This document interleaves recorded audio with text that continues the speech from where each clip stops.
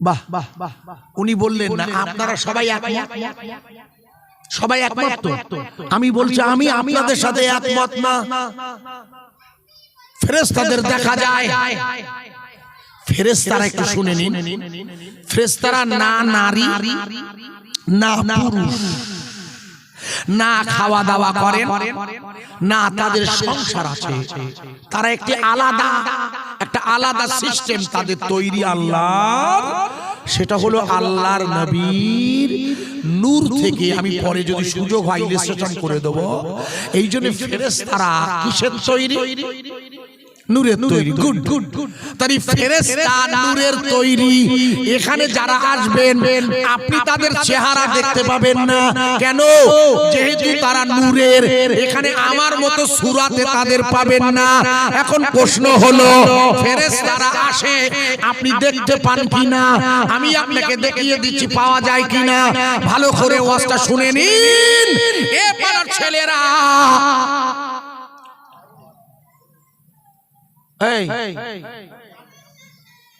এই ওটা কি করবে গো? হ্যাঁ ও আচ্ছা আচ্ছা, আমি বুঝতে পারি। মানে চা খাওয়াবে আপনাকে, ভালো খাবো। আপনি খেতে খাবেন তো? গালে পান যে ওই উরির মধ্যে ভালো আপনি। এই শুনুন, আমাদের এই ছেলেরা এই যে জান্নাতের বাগান সাজিয়েছেন, আপনার খুশি না অখুশি? ভাই এরা আপনাদের চা খাওয়াবে, চা খাওয়াবেন তো? তা চা দিতে থাকুন, চা দিতে থাকুন, আমি অনুমতি দিচ্ছি, কিন্তু কথা বলবেন না। কারণ আমি একটা নসিহত শোনাবো একটা সময়ের মধ্যে। আমি এরা জানে আমি প্রোগ্রাম উঠে নেব না, আমার কালকে বাংলাদেশ সফর। আমি শুনে নিন, সেদিন বাংলাদেশে যাওয়ার, সেদিন যেদিন আমি পরপর আসছি আলোচনায়, আপনাকে বোঝানোর জন্য বলছি, একটু খেয়াল করুন। চা খান, কেউ ডিস্টার্ব করবেন না, কারণ ডিস্টার্ব করলে আমার বায়ানের, আমি ইচ্ছা করে সময় নষ্ট করে দিতে পারি, কিন্তু এটা আমার স্বভাব বিরুদ্ধ। আমি যেটুকু বায়ান ডাকি মেহনাতের মধ্য দিয়ে একটি দ্বীনি নসিহত শোনানোর নিয়ত করছি। মন দিয়ে শুনুন, বোঝা যাবে আমার প্রিয় বন্ধুরা। তাহলে এখানে ফেরেশতারা হাজির হয়ে যায়, এই ফেরেশতা দেখা যায়। আপনারা বললেন না, আসলে আপনার দোষ না, আপনি সরাসরি চেহারায় দেখতে চাইছেন। ফেরেশতা তো নূরের তৈরি, তার চেহারাটাই হলো নূর, তাহলে আপনি দেখতে পাবেন নূর। কোথায় লেখা আছে আগে এটা বলে ক্লিয়ার করে দিই। আপনারা যারা এখানে বসে আছেন আপনারা সবাই জানেন আমাদের দেশে 250 তরিকা আছে। তরিকা মানে হলো আল্লাহ প্রেমের পথ। এই 250 তরিকার মধ্যে আমাদের দেশে 4টি তরিকা, কাদিরিয়া, চিশতিয়া, নকশবন্দিয়া আর মুজাদ্দিদিয়া। দাদা হুজুর আরো একটা তরিকা করেছেন, তার নাম মুহাম্মাদিয়া। উনি যখন বায়াত করতেন তখন বলতেন কাদিরিয়া, চিশতিয়া, নকশবন্দিয়া, মুজাদ্দিদিয়া ও মুহাম্মাদিয়া। উনি বলতেন, আপনাদের জানা না, কারণ যেহেতু বায়াত হওয়াটা আমার সাথে একটা আলেমের সাথে সেদিন কথা হচ্ছিল বায়াত হওয়ার বিষয়ে। আপনাদের এলাকারই আলেম তিনি, তা আমি বললাম, উনি বলছিলেন যে বায়াত হওয়াটা সুন্নাত। আমি বললাম আপনি ওটা বলেছেন জেনারেল ভাবে সুন্নাত, ঠিকই, মানে সাহাবাদের রাসূল বায়াত করেছেন, কারণ বায়াত না হলে ঈমানের পূর্ণতা আসবে না। লিখে নিন, রাসূল তার সাহাবাদের ঈমানের উপরে বায়াত করেছেন। ভালো করে বুঝবেন। এই জন্য আপনাদের এলাকারই মহাশে ভালো ভালো আলেম তিনি, চাঁদপুরে বাড়ি, আপনারা চেনেন ওনাকে কম বেশি, বুড়ির পুকুর মাদ্রাসায় পড়ায়। যেহেতু আমি খুব বেশি পরিমাণ তাবলীগদের সাথে প্রোগ্রাম করি, গতকাল যারা নেট দেখেছেন রাতে দেখবেন শেষের জলসা করছি নদিয়া জেলায়। জয়নাল আবেদিন সাহেব ছিল আমার আগে, একেবারে তাবলীগের মার্কাজ। তার আগের রাতে ছিলাম নদিয়া জেলার শেষে পলাশী, সেটা সম্পূর্ণ তাবলীগ ভাইদের ঘাটে, কোনো ফুরফুরা কোনো নামগন্ধ ছিল না। সেখানে বক্তৃতা করছিলাম এই গত রাতের আগের রাতে, সব তাবলীগ আলেম। আমি বলছিলাম বোঝানোর জন্য, জাস্ট এসে গেল বলে তাড়াতাড়ি দিয়ে দিন, এইভাবে হয় না, একটু তাড়াতাড়ি দিয়ে দিন। একটু দরুদ শরীফ পড়ুন, আল্লাহুম্মা সাল্লি আলা সাইয়্যিদিনা, তাড়াতাড়ি দিয়ে দিন, তাড়াতাড়ি খেয়ে নিন। ওয়া আলা আলি সাইয়্যিদিনা, খেয়ে খেয়ে নিন, আপনার দোষই পড়তে হবে না, কারণ খেতে খেতে কথা বলতে নেই। আমি শুধু আমি নিজে নিজে পড়ছি।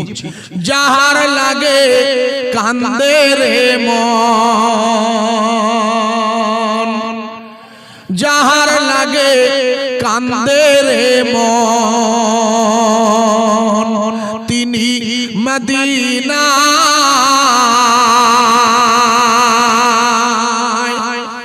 স্বপ্ন যোগে হবে দেখা, হলে দিওয়ানা মদিনাতে শুয়ে নবী মোদের দরুদ শুনতে পান। কেমনে যাব মদিনাতে, সে পথ আমায় খুলে দেন। আল্লাহর নবীর শানে যখন দরুদ পড়া হবে, ফেরেশতারা নিতে আসবেন বইয়ে। মনে করে দেখুন, আমাদের দেশে 4টি তরিকা প্রসিদ্ধ লাভ করেছে, তাই তরিকতের পীরের হাতে বায়াত হওয়াটা আমাদের ওই মাওলানা সাহেবরা তাবলীগ নেসাবের ভাইদের চিন্তা ভাবনা, ওটা হলো সুন্নাত। সুন্নাত ঠিকই, রাসূলের কোন কাজ বাস্তবিক সেটা সুন্নাত, এটা সমস্যা নেই, কিন্তু সুন্নাত কখনো কখনো ফরজ হয়ে যায়। যেমন দাড়ি রাখা সুন্নাত, কিন্তু এক মুঠি রাখা হলো ফরজে আইন, তখন আর সুন্নাত থাকলো? আরে হ্যাঁ না বলি, নামাজ পড়া ফরজ, কিন্তু জায়গা পাক রাখাটাও ফরজ। যেখানে নামাজে দাঁড়াবে, শুধু নামাজ ফরজ বলে নামাজ পড়লে হবে না, জায়গাটা পাক রাখতে সেটাও ফরজ। কথা বোঝা যাচ্ছে কি? বুঝতে হবে ভালো করে। সুতরাং বায়াত হওয়াটা কি? আল্লাহর ওলির হাতে বায়াত হওয়াটা বসিরহাটের আল্লামা রুহুল আমিন সাহেব রাহমাতুল্লাহ লিখেছে, আপনাকে বায়াত হতে হবে কেন? আপনাকে বায়াত হতে হবে কেন আমি পরে বলছি, শুধু আগে শুনে নিন। বায়াত মানে হলো বন্ধন।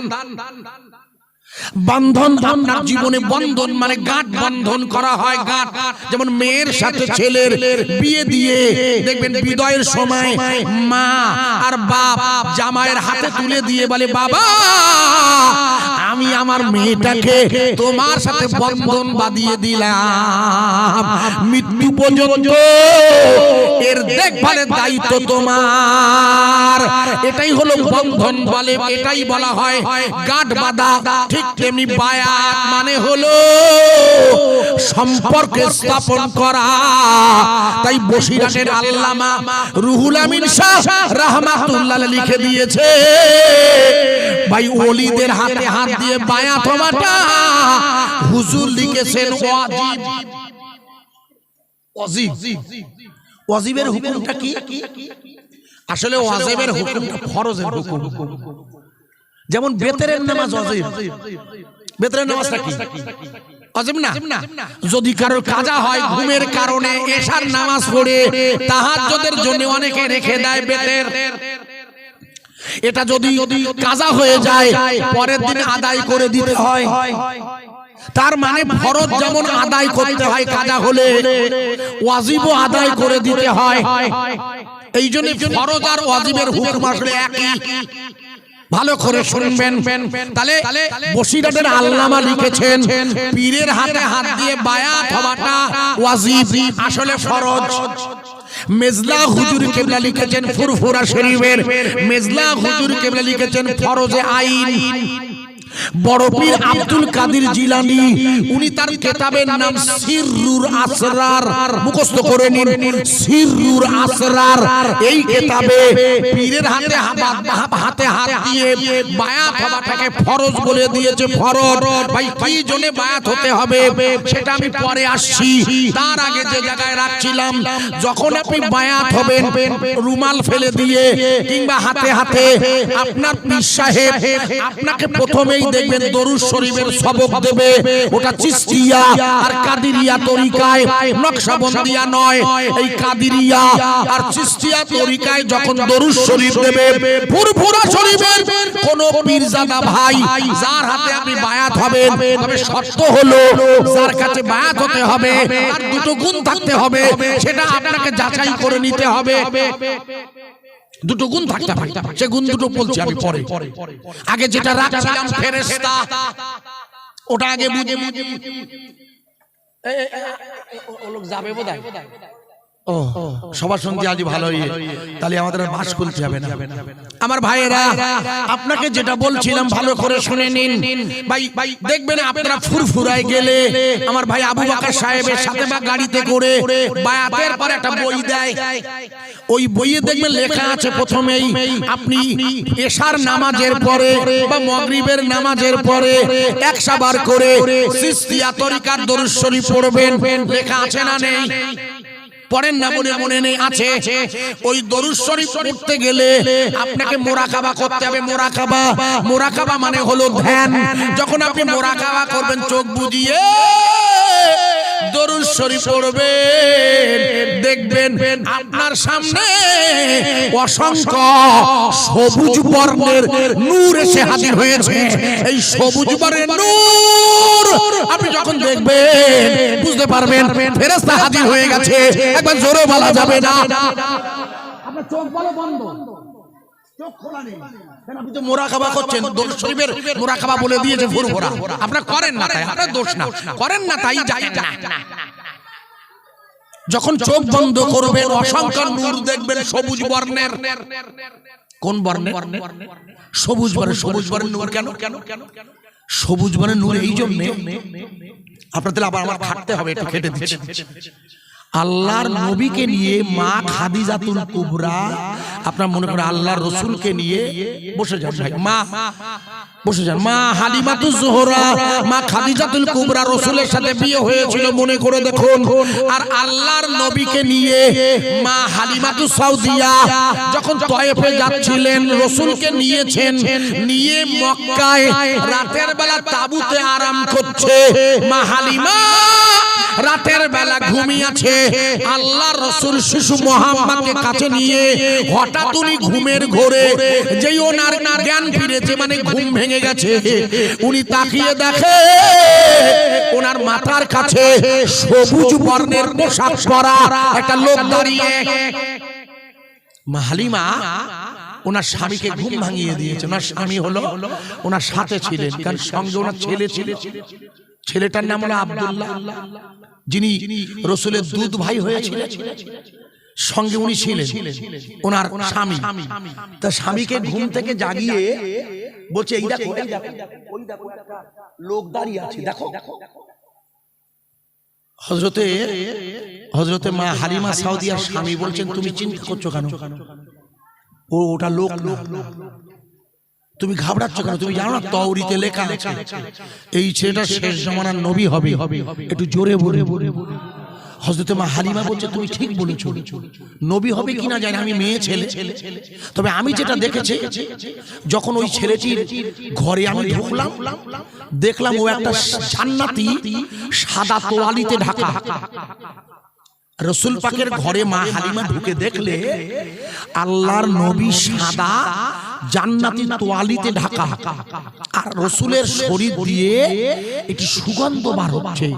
মা হালিমা বর্ণনা করেছে, আমি যখন ওই শিশুটির গায়ে হাত দিলাম, দেখলাম উনি আমার দিকে ফিরে মুস্কি হাসলেন, আর আমার গোটা শরীরে বিদ্যুৎ ঝলকের মতো আমার দুটো স্তন মুহূর্তের মধ্যে পূর্ণ হয়ে গেল। তখনই আমি বুঝেছিলাম যে এই ছেলেটা অন্য ছেলের চেয়ে আলাদা। আপনি ঠিকই বলেছেন স্বামী, বলে তুমি দেখুনি ওই ছেলেটাকে আনার সাথে সাথে আমাদের উটনিগুলোর পাটে দুধে দুধে টইটুম্বর হয়ে গিয়েছিল। একটু জোরে বলা যাবে না? সুতরাং হালিমা তুমি শোনো, নিশ্চিন্তে থাকো, ওই যে লোকটা দাঁড়িয়ে আছে ও হলো আল্লাহর ফেরেশতা। ওকে গার্ড দিচ্ছে। কে বলছে? বলছে হালিমার স্বামী, কিতাবের নাম লিখে নিন, কিতাবের নাম হলো ফুরফুরা শরীফের দাদা হুজুরের পীর ভাই, মানে আমাদের চাচা পীর, ওনার নাম হলো আল্লামা কারামত আলী জৈনপুরী। নামটা লিখে নেন, ওসিয়াত নামায় দেখবেন এনার নাম আছে। দাদা হুজুর ওসিয়াত নামাতে এই আল্লাহর ওলির নাম আছে। এনার পরিবারের বাড়ি হলো উত্তর প্রদেশের জৈনপুরে। আমি নিজে একসাথে জলসা করেছি ওনার পরিবারের লোকের সাথে ত্রিপুরায়। যাই হোক, পরে আসছি, যেটা বলছিলাম, ওই কারামত আলী জৈনপুরী রহমাতুল্লাহ আলাইহি উনি লিখেছেন বইটি। ওই বইয়ে রসুলের মায়ের অর্থাৎ হালিমাতু সাউদিয়া, উনিও রসুলের মা না, দুধ খাওয়াচ্ছিল, ও তো আম্মা, যদিও দুধ মা কিন্তু তো আসলে মা। উনি লিখেছেন হুজুরের আম্মা হালিমা চমকে গেছিল।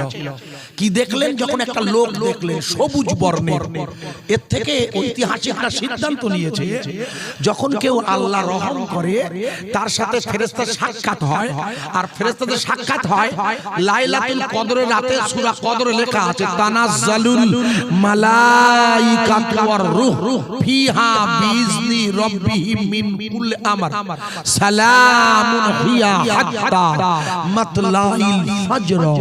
আপনি তো বললেন এখানে ছিলেন ভাইয়া, আপনি জানেন না লাইলাতুল কদরের রাতে অসংখ্য ফেরেশতা এবং জিবরিল আমিন ছড়িয়ে পড়ে।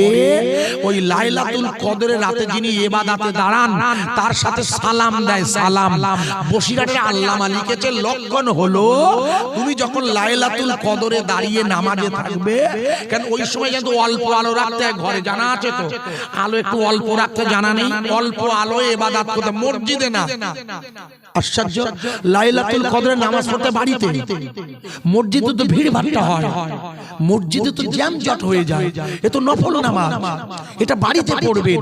আর লক্ষ্য করবেন আপনি নামাজের মধ্যে আছেন, দেখবেন আপনার ঘরের মধ্যে, আপনি পরীক্ষা করবেন, এগুলো বলে দিচ্ছি, আপনি লক্ষ্য করে দেখবেন আপনার ঘরের মধ্যে হঠাৎ সামান্য আলো চাইবেন, সেজদা দেখার মতো আলো রাখতে হয়, কারণ রাতের বেলা অন্ধকারে সেজদায়, অন্ধকারে নামাজ হবে না।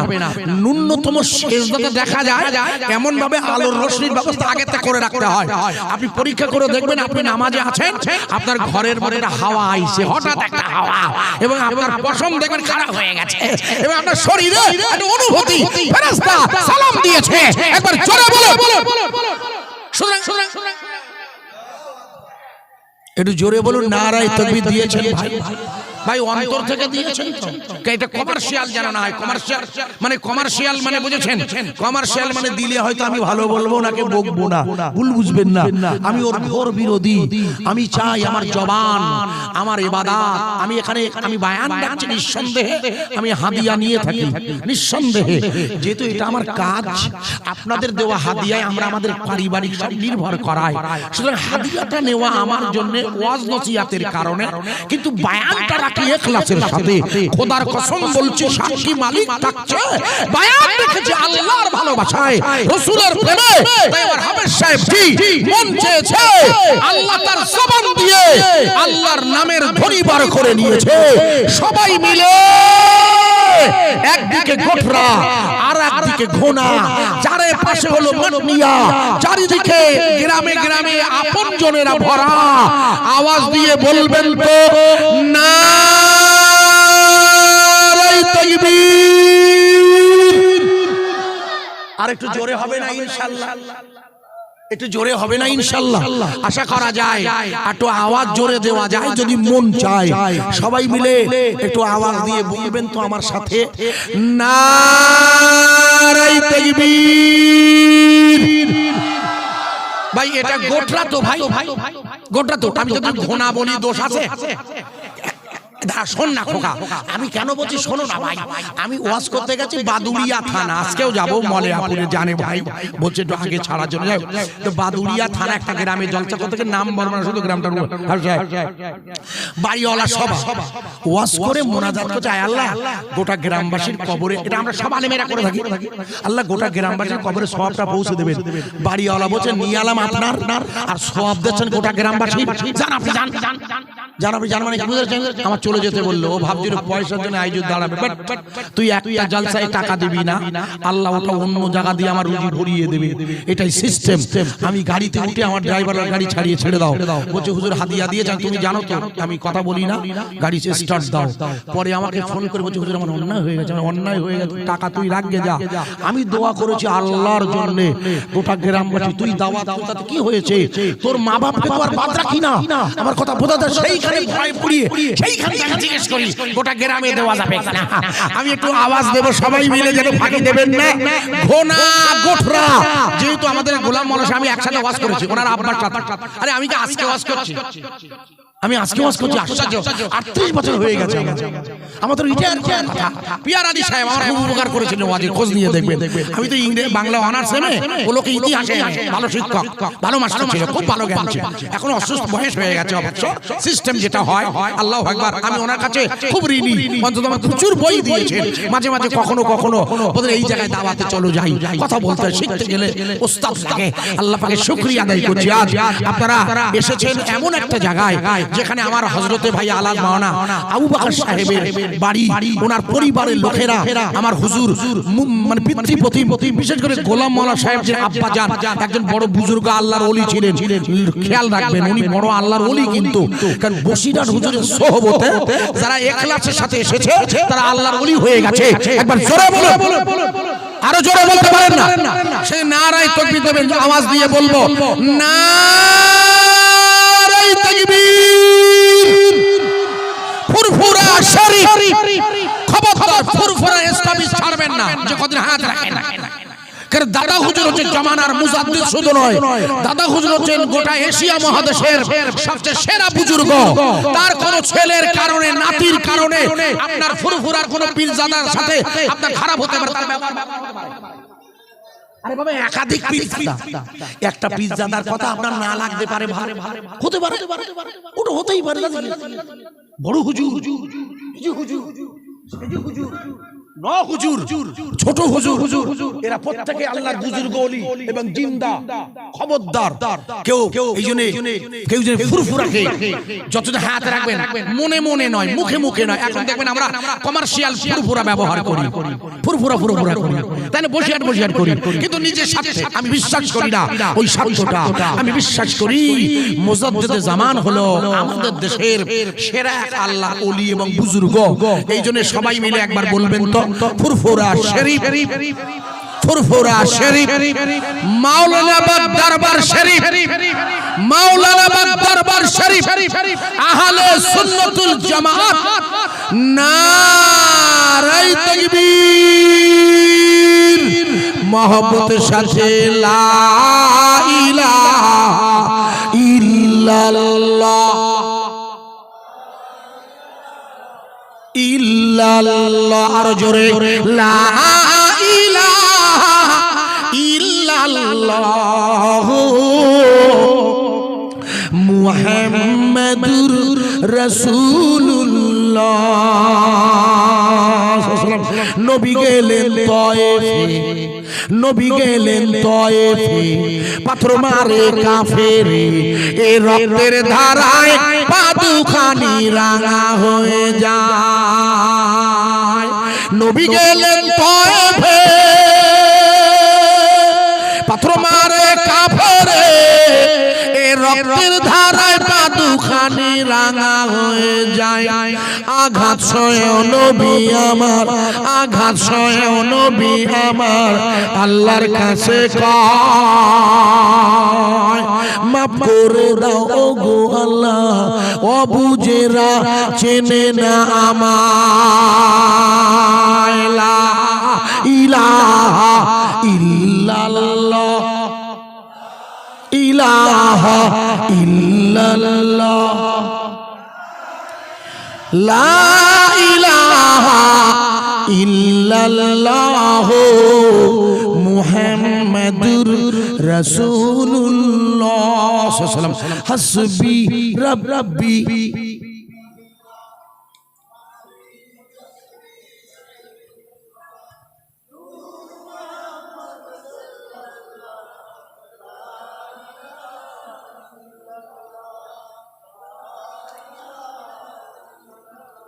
লা ইলাহা ইল্লাল্লাহু মুহাম্মাদুর রাসূলুল্লাহ। একটু থামবেন। আমি কিন্তু আপনাদের কাছে শুধু হাসবি রাব্বি পড়ে ছেড়ে দিয়েছি। আপনার গোটাটা পড়ে নিয়েছেন, কি করে বললেন জানি না, মুখস্থ আছে তাই। জানা আলাদা আর মুখস্থ রাখা আলাদা, ভালো করে বুঝবেন। তাহলে আমি বললাম হাসবি রাব্বি, আপনার গোটাটা পড়লেন জাল্লাল্লাহ। পরের লাইন হলো চারটা। ইদানিং নেট খুলবে দেখবেন, নেট খুললে দেখবেন হাজার হাজার শিল্পীরা এটা গাইছে হাসবি রাব্বি। বলবেন না কেউ হাসবি রাব্বি জাল্লাল্লাহ মাফি কলবি গায়রুল্লাহ নূর মুহাম্মদ সাল্লাল্লাহু হক লা ইলাহা ইল্লাল্লাহ। ভালো করে শুনবেন এই জায়গাটা, এটা আপনারা শুনে শুনে মুখস্থ করেছেন। ইদানিং নেটেও দিয়েছে দেখবেন, দেখুন একটা মেয়ে গাইছে পাকিস্তানি, আর একটা মেয়ে বোরকা পরে গাইছে ভারতীয়। মেয়েরা কিন্তু আসলে আমার মায়েরা জানে না এই যেটা আপনারা গেয়েছেন এটা সর্বপ্রথমে এশিয়া মহাদেশে যিনি প্রথম গেয়েছিল তিনি ফুরফুরা শরীফের মুজাদ্দিদে জামান আমিরুস শরিয়াত দাদা হুজুর কিবলা। একবার জোরে বলা যাবে না? এটা দাদা হুজুর গেয়েছিল প্রথম। দাদা হুজুর কলাই।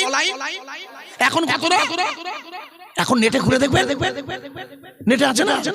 আমার অবশ্য নেট নেই, আমার এই ছোট মোবাইল। আমি এটা ওই ফুরফুরা শরীফের সাইফুদ্দিন হুজুরের সাথে আসা বাংলাদেশে আর বিদেশে ওয়াজ করতে গেলে তারা আমার দিয়েছিল সেই কোয়ালিটি, উনি হাতে করে দিয়েছিল যখন মোবাইল প্রথমবার হয়, ছোট মোবাইল। এই জন্য আমি আমার কোনো বড় মোবাইল নেই। অনেকে রাগ করে, প্রয়োজন হয় না। তো যারা বলে তারা শুনেছি যে নেটে এই গজলটা খুব লম্বা করে দিয়েছি, কারণ নেট খুলে দেখবেন বহু গজল দিয়েছে যে গজলগুলো সব গানের সুরে ভরা, সব গানের সুর। যেহেতু এই নাটটাও গানের সুরে গিয়েছে, এই জন্য আমি এর প্রতিবাদ করছি বোঝানোর জন্য। কারণ কি? কারণ হলো আপনাদের সকলের মুখস্থ আছে এটা, তাই হাসবি রাব্বি বলার সাথে সাথে আপনারা টোটালটাই পড়ে দিলেন। তার মানে হলো এটা আপনাদের মুখস্থ আছে। আমার কথা বোঝা যাচ্ছে আব্বা? এই মুখস্থটা আছে বটে, একটুখানি আমায় বলবেন আগে, আমি মানে করছি পরে।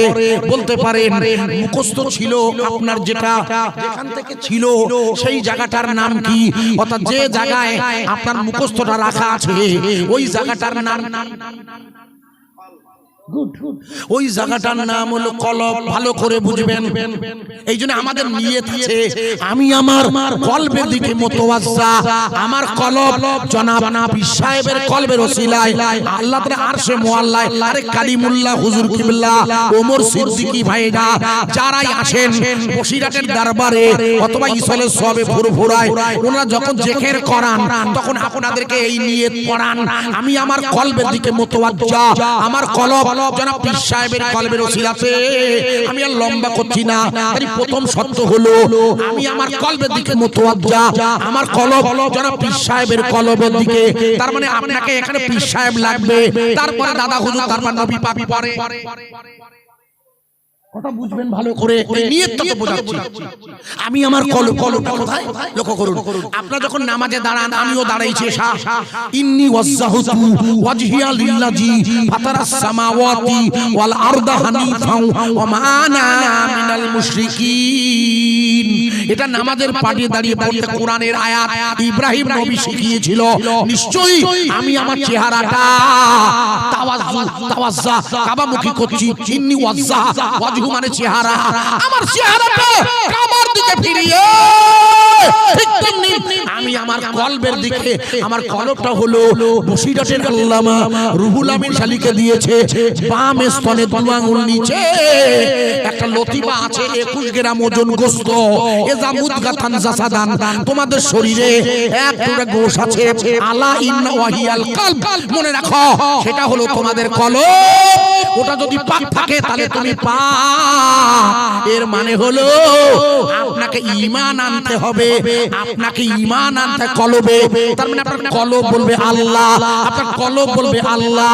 আমার কথা বোঝা যাচ্ছে? আপনারা বুঝতে পারছেন না? আপনারা আমার দিকে ফিরুন। মনে করুন সেদিন ছিল দুর্গাপূজার অষ্টমী, সেদিন ছিল দুর্গাপূজার অষ্টমী। সেই সময় বাংলাদেশ ছিল 3রা অক্টোবর। আমি বাংলাদেশ সরকার ভিসা দিয়েছিল, সব বর্ডার বন্ধ। আমি আমরা ওই বনগা বর্ডার দিয়ে পার হই, একটাই বর্ডার খোলা, বুঝেছেন? করোনা টেস্ট করে যেতে হয়।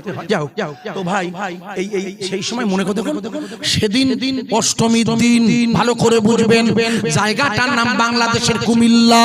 মনে করে দেখুন, জায়গাটা হলো বাংলাদেশের কুমিল্লা, ওপারে কুমিল্লা, এপারে হলো ত্রিপুরা।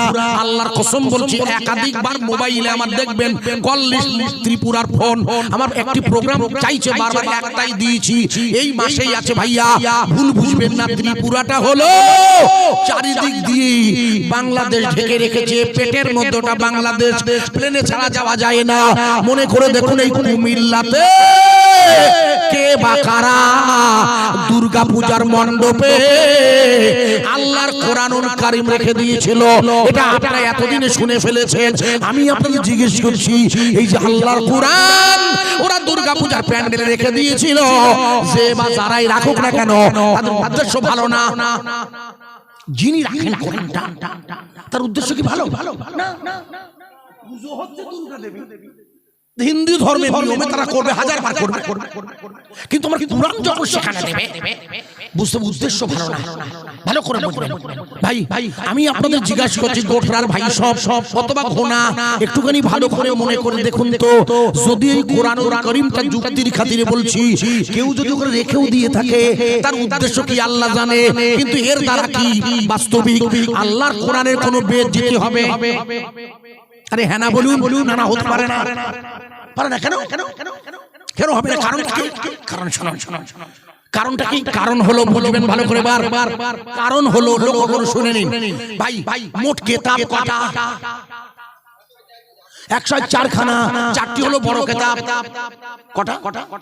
একটির নাম হলো, লিখেন, একটির নাম হলো জুব্বুর, এসেছে হিব্রু ভাষায়। কি ভাষা? হিব্রু। ভাই ভাষা হিব্রু, মালিককে গুড। এই হিব্রু ভাষাটা এখন কোথায় চলে? এখন ইসরায়েলে চলে, ইসরায়েল আর প্যালেস্টাইন এলাকায়। ইসরায়েল যারা দুবেলা ওই বাইতুল মুকাদ্দাসে হামলা চালাচ্ছে, ওখানে কেন হিব্রু ভাষায়? আমাদের দেশে রাম আছে না, ভগবান রাম তো ভগবান নিশ্চয়ই, উনি আছেন কিনা জানি না। কেন জানি না? যেহেতু রামায়ণের লেখক বলেছেন, যিনি রামায়ণ লিখেছেন বাল্মীকি, উনি বলেছেন তব মানসে জন্ম রামা, রামের জন্ম হলো আমার মনের মধ্যে।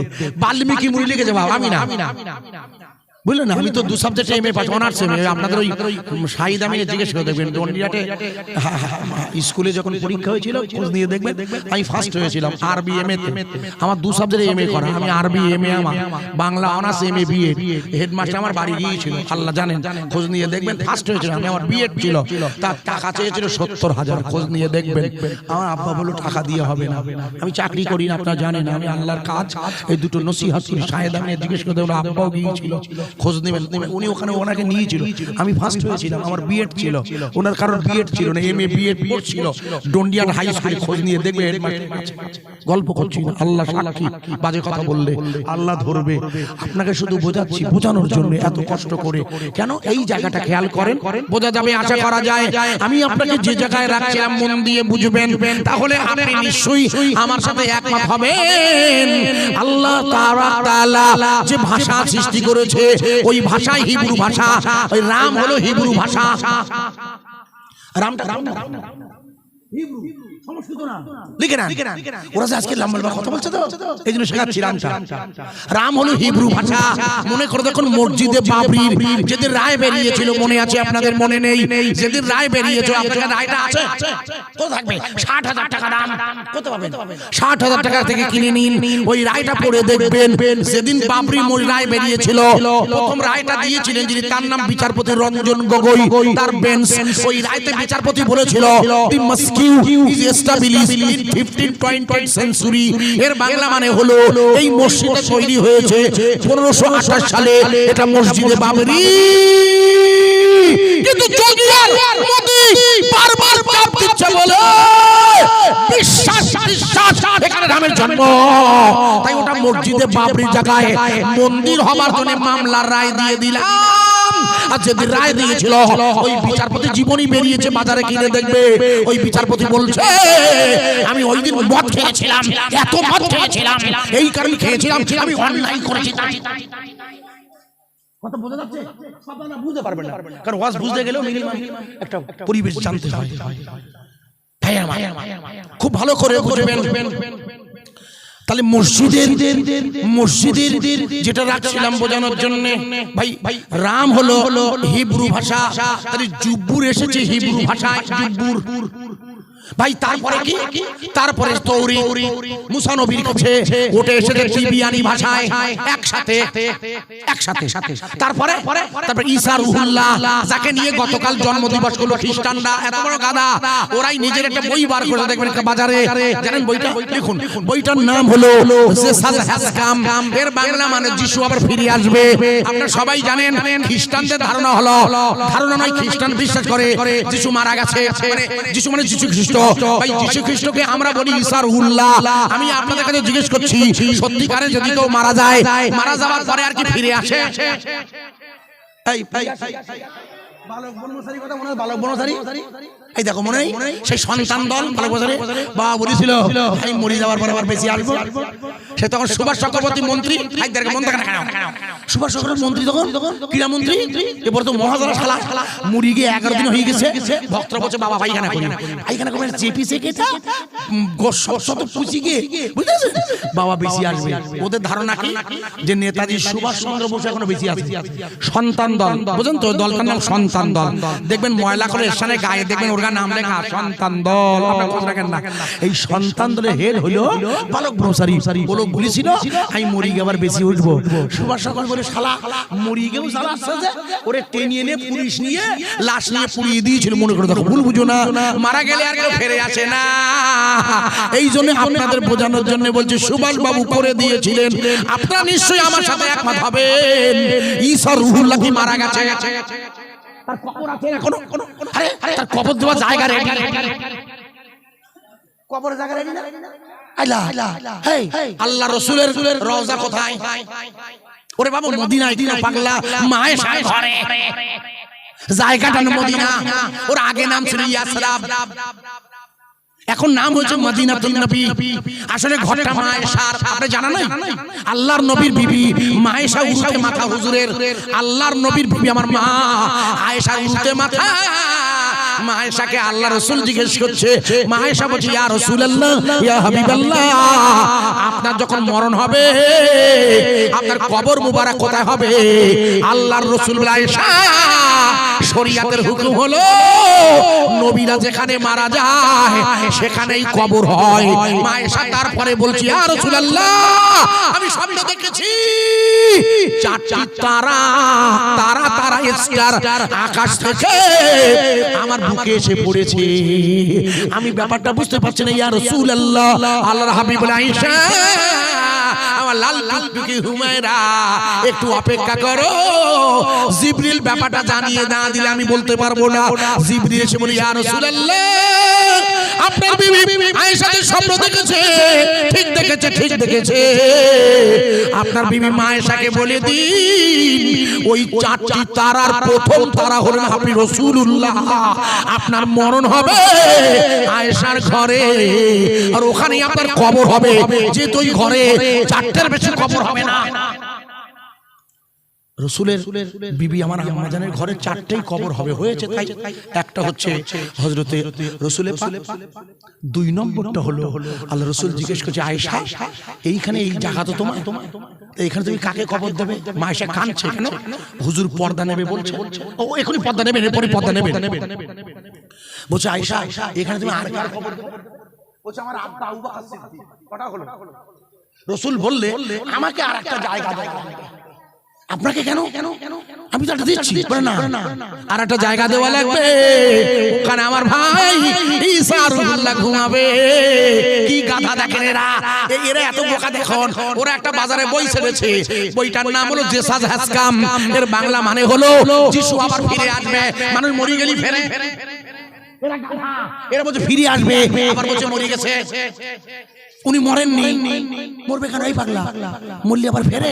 মনে করে দেখুন, আল্লাহর নবী যেদিন মিরাজে যাবে, মিরাজ, আল্লাহর হাবিবের ঘরে চারিদিকে ওরা সবাই দাঁড়িয়ে আছে, ওদবা সুহাইবা আবু জেহেলের দলেরা।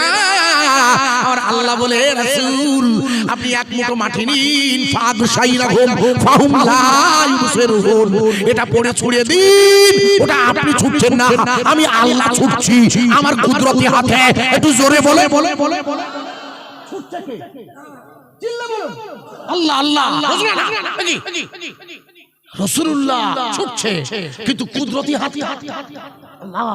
এই জন্য আল্লাহ রাসূল বলেছেন, আমরা পড়েননি, কোরআন শরীফে এসেছে যে যখন কেউ, আল্লাহ রাসূল বলছে, যখন কেউ আমার হাতে বায়াত হয়, আল্লাহ বললেন ওটা আমার হাতে বায়াত হওয়া। তাই বায়াত হওয়া ফরজ। এই জন্য বায়াত হতে হবে কেন আমি বোঝাচ্ছি, দেখতে পাবেন, বোঝা যাবে, লক্ষ্য করুন, একটু বোঝা যাক। আগে যে রাখছিলাম বুঝে নিন, আশা করছি। ভাই আমি আপনাকে যে জায়গায় রাখছিলাম, ঈসা রুহুল্লাহ, মনে করে দেখুন, আপনাদের মনে নেই, ওনাকে যেদিন মেরে ফেলা হবে, ওনাকে মেরে ফেলার জন্য ওরা কাটে এনেছিল, ঠিক কাটে যে কুরুশ না, ও ওনাকে এনেছিল, কিন্তু আপনাদের মনে নেই।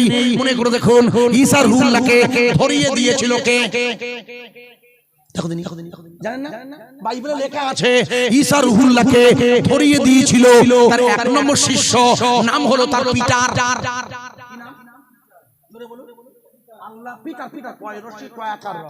আল্লাহর নবীর এক নম্বর শিষ্য ছিল কে? রাসূল বলেছে, আমার কাছে যা এসেছে আমি হুবহু আবু বকরকে তাই দিয়েছি, ডুপ্লিকেট। অথচ এত মহব্বত। মনে করে দেখুন, আল্লাহর হাবিব বাড়ি থেকে মদিনায় যাবে, উনি সারা রাত দাঁড়িয়ে আছে, 6 মাস, লম্বা করব না, সব জানেন আপনারা। অথচ পিটার টাকার লোভে ঈসা রুহুল্লাহকে ধরিয়ে দিয়েছিল। যেদিন ঈসা নবীকে ধরিয়ে দিয়ে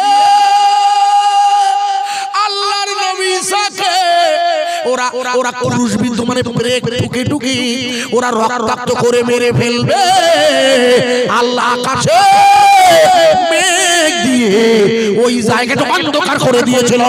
আর পিটারকে আল্লাহ ঈসা নবীর চেহারায় পরিবর্তন করিয়ে ওই জায়গায় ঢুকিয়ে দিয়েছিল। জোরে বলে নারায়ে তাকবীর,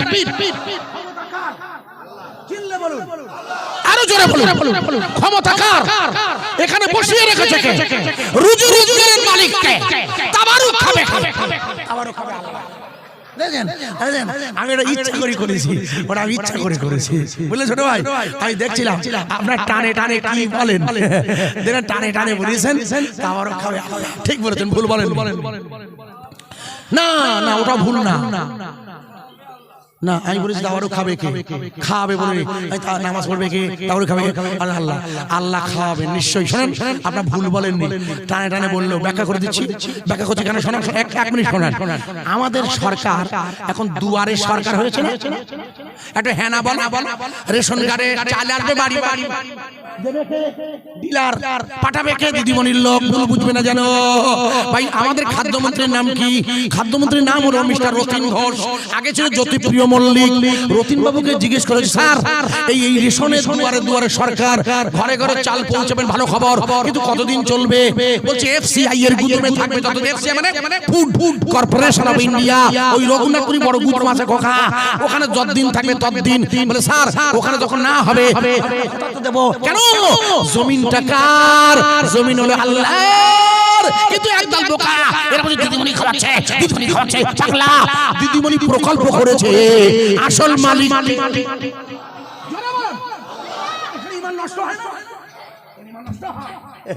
এই যে লক্ষ্মীর ভান্ডার। আমার বউটা দেখি মেজাজ দেখাচ্ছে, আমার বউটা, হ্যাঁ আমার বউটা যখন লক্ষ্মীর ভান্ডার, আমি লক্ষ্মীর ভান্ডার বিরোধী না, আমি লক্ষ্মীর ভান্ডার বিরোধী, আমি 500 টাকার বিরোধী। 5 টাকা দেবেন, 5 টাকা কিছু হয়? 5000 কেউ ঠিক না, ভাতা দিয়েছে 2500, ও তো তোমার টাকা না। আরে ও টাকা তো আমাদের ওয়াকাফের টাকা গো খোকা। আপনি জানেন না মসজিদ বানাতে গেলে ওয়াকাফ করতে হয়, ওয়াকাফ মানে লিল্লাহ।